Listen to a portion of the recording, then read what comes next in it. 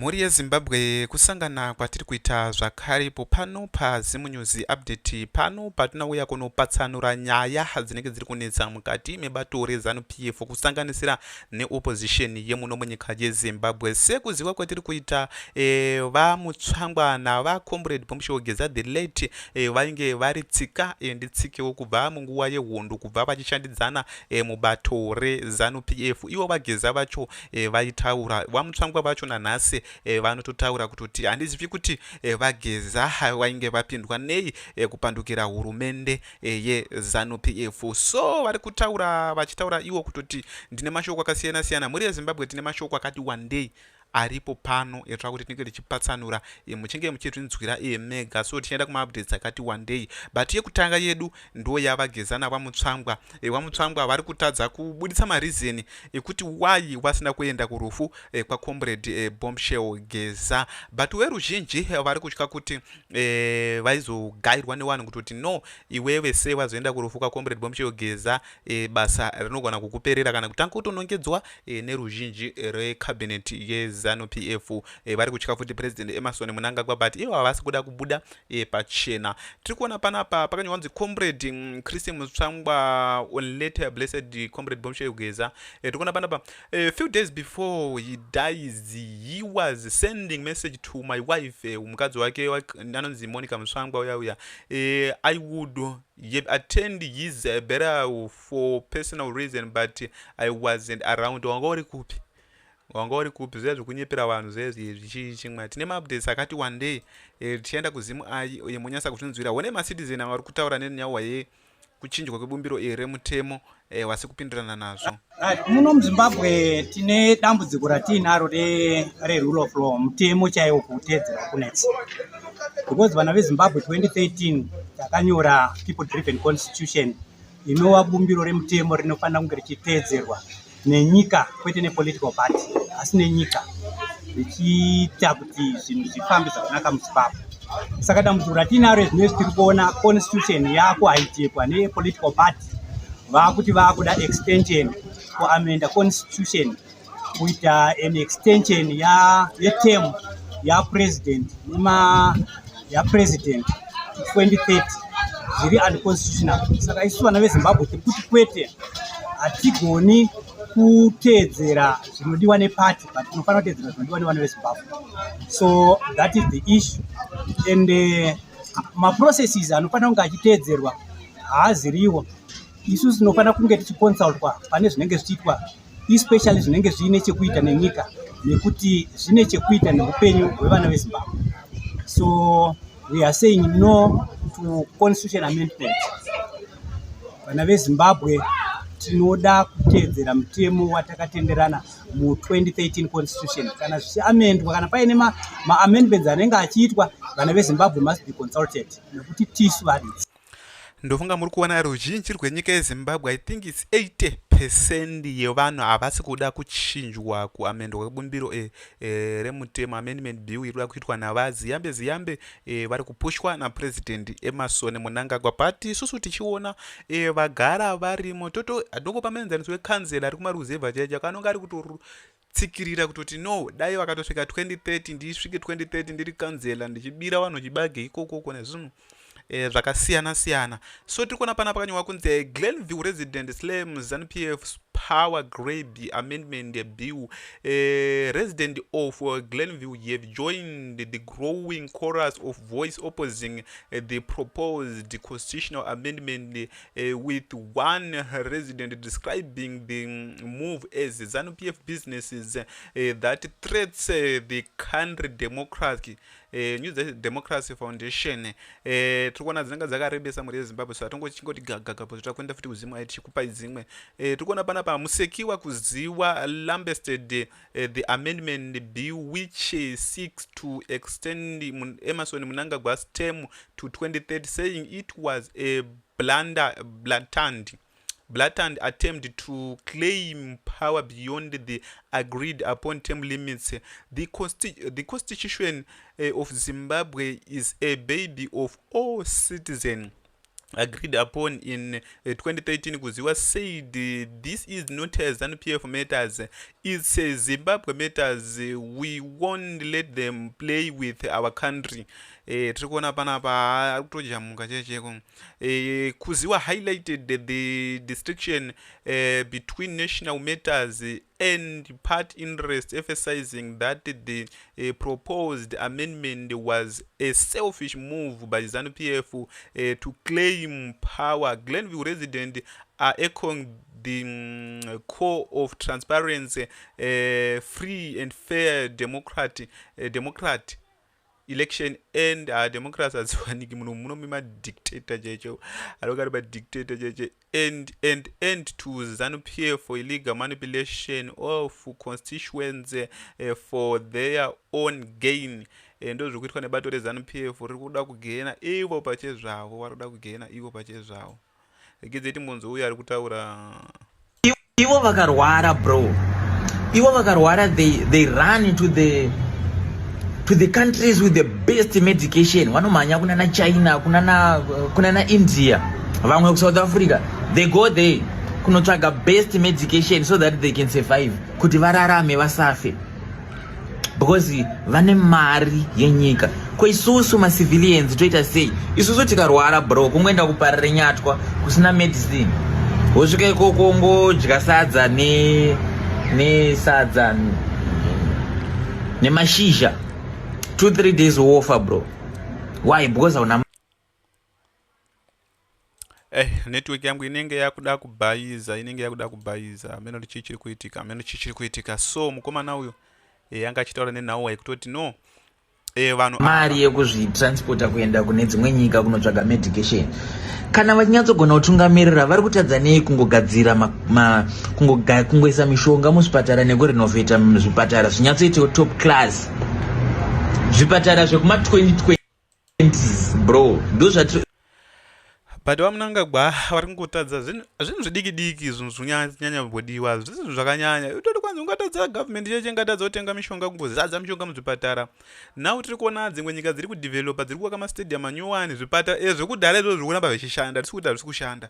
Zvekunana 1920s 1910 zviri kuramba zvichishanda zvipatara izvozvozvo, but vari kuimprove vachiwakawo zvimwe. But munomu tiri kuona muri kuwaka maservice station yekutoti munhu haanga achitsvaga mari iye pachezvake, noti zvekuti wanzi ruzhinji rinobenefita. Maprivate school ndo akuwakwa, noti government cheche kuti kwanzi ichawaka chikoro kana kuti sei, kusisina zvinhu zvakadaro. But kudzimwe nyika tiri kuona kuti government iri kutodini, iri kutowaka zvinhu zvakafanana izvozvo.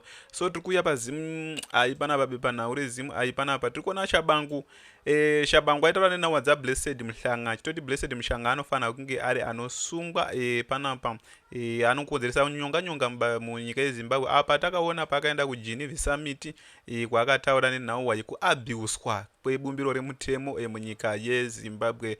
But tiri kuona kuti wasengezvo Shabangu havana kufara nazvo.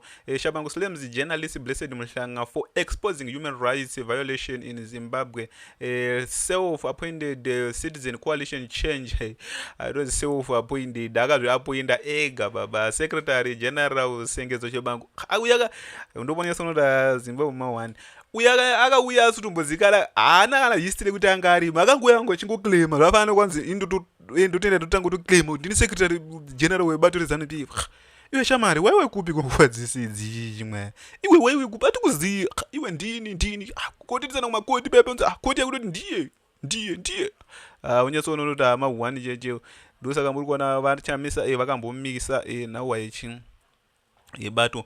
Tiri kuona panapa, ndichadzokeredza idzi. Tiri kuona panapa wakanywa kunzi no need for referendum to change electoral circles claims ziyambe. Tiri kuona panapa pakanywa kunzi justice, legal and parliamentary affairs minister ziyambe on Thursday clarified that constitutional amendment bill number 3 is armed to extend that electoral circles from 5 to 7, apatotonzi to 7, and abavura zvangu from 5 to 7 years, and does not alter presidential terms limits, meaning a national referendum is not required.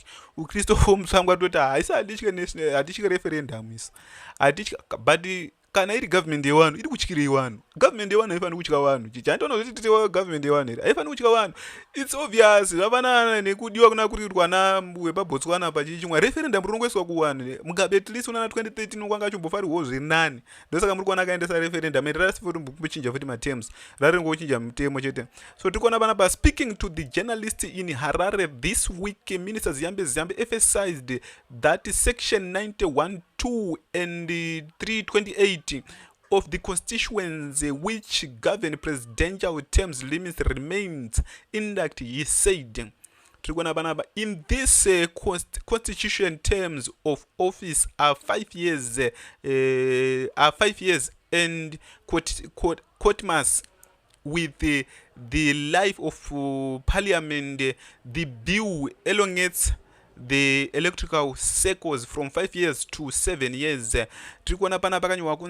That's all it's doing for elongate the election cycles from 5 years to 7 years for everyone, from councillors to the president. It's not specific to a person. It's the office of the president. Ye recall that in 2007 the government shortened the presidential election cycles from 6 to 5 years to align with the parliament election, and no referendum was required. Minister Ziyambe further clarified that the bill does not touch section 328, which covers presidential term limits. Is essence we elected to uphold the presidential terms limits in its entire of reframing from any alteration to section 91.2n facet of section 328, particularly subsection. Turikuona muri yeZimbabwe ndo mashoko ari kutaura pano vari kuhwanda vachingotaura tunyaya tukunana 2007 tukunana chichi chimwe, but tikudodzera nezviri paground. Mutemo chaicho unonyasa kutariswa, mutemo usiri munyika ino yeZimbabwe, mutemo unotariswa pasi rino rese kutoti no, kana muda kuchinja zvinhu handi munofanira kuudzawo here vanhu kutoti zvinhu zvakamira zvakadai so, zvakamira zvakadai so. Tirikuona panapa Mutsvangwa hati muri kuona uya ruta no referendum chichi chimwe, uya ruta titomboritye referendum iroro. Ndi Mutsvangwa panapa toti we are not afraid of noisemakers. ZANU-PF Christopher Mutsvangwa mocks and 2030 elements. Tina Chisambiri. ZANU-PF Secretary for Information and Publicity Christopher Mutsvangwa has declared that the ruling party remains curtains a constitutional amendment. No 3 bill will say through parliament in sitting. There is a broad agreement that President Emmerson Mnangagwa should remain in office until 2030. Speaking during a media briefing in Harare on Thursday, Mutsvangwa dismissed opposition to the proposed amendment and expressed the confidence in the party parliamentary strength. He maintained that the public backs the bill and brushed off critics as inefficient. Geza ititsike nayo munyase kuiona. Ndimashoko atawa na Christopher Mutsvangwa aya. Tukona pana pakanywa kunzi we know that Zimbabweans are in full support of the constitutional amendment bill. We know that Zimbabweans are in full supporting of constituent amendment bill. Mutabadzokeredza apa ari kuti tiri kutoziva kuti maZimbabweni watu vari full kutosapota kutochinja kwebumbiro remutemo kuti zvitori bho.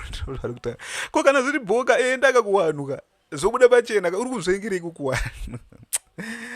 Zvetika muZANU-PF soka apakaipa. We are not afraid. Hatisi kutombotya. Hatisi kutombotya. Desperate noisemakers, they are losers. Mutsvangwa said. Uya anongodhomoka, anongotaura zvinhu zvisiri paground. Ana Mnangagwa anonga achinasa kuzoti hatisi kudiwa nevanhu. But uya hapana neche anonga achizviziva, but anonga achingodhomoka zvaive zvekuti uri ndiri spokesperson webato reZANU-PF, ndiri spokesperson webato reZANU-PF. Zvekupenga zvaanonga achingoita chichi. Kudhomoka kwaari kuita ungaziya seko kuti iwe uri nyatso toona kuti hatisi kutodiwa, iwe uri wanzi winozi kuti toziva kuti vanhu vari kusapota kuchinjwa kwebumbiro remutemo hatisi kutombotya chimwaya, vanhu vari desperate, malosers ekuopposition vari kungotaura zvinhu zvisina kana nebasa rese. So tiri kuona pana pakanyorwa kunzi the proposed constitutional amendment no 36 among other changes to pave the way of extending the president's term of office, a move that has triggered a strong reaction for opposition groups and civil society organization. Mutsvagwa defended the push of extending president's tenure, arguing that it is justified by what he described as a strong performance in office. We want a strong performance in office because iwo vanhu vari kutochema kutoti masoja chaicho ari kutochema kutoti mari dzedu dzakadhidhaktwa chichichi zvisangana nebasa rese. Anga achingotaura zvinhu we want the president to extend his term of office because he is doing great job. ZANU-PF inotonzwisa vanhu hasha cheche wasere kuita basa hombe. Muri yeZimbabwe zvinomira zvakanaka. Ndomukandikuona ndomachoka ndana Mutsvagwa retreat on 2030 Mutsvagwa.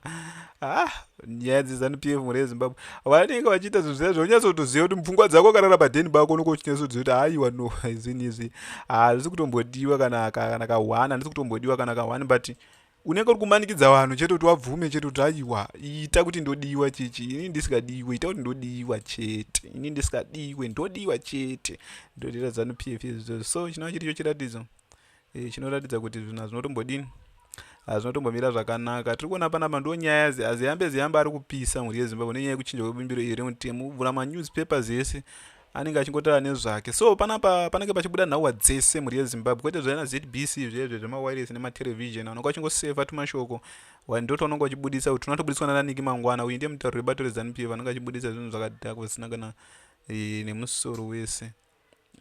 Tiri kuona panapa ndikembo muhadhi uyu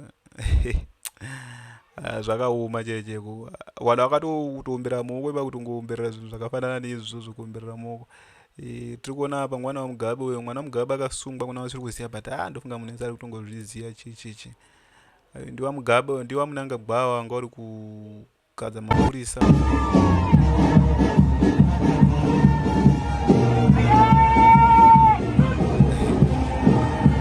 Chiri kuona zvacho chiri kutoti munokuwana chichi, ende vari kurikuruda vachichinjwa zviwanhu, vachingoitwa sei, vachingoita zvinhu zvakasiyana siyana. Ndo mamiriro zvakaita mhuri yeZimbabwe. Tiri kuona mwana waMugabe uyu abatwa ameno zvaanga ari kuita zvakadhakwa kunyika yeSouth Africa, kubuditsira vanhu mupfuti nekuita sei vachiita zvinhu zvakadhakwa. Handina machakaira avo vari kungotaura zvavari kungotaura. So ndona wadzataita kakubatirei pano paZim News Update, ndoti ngatisangane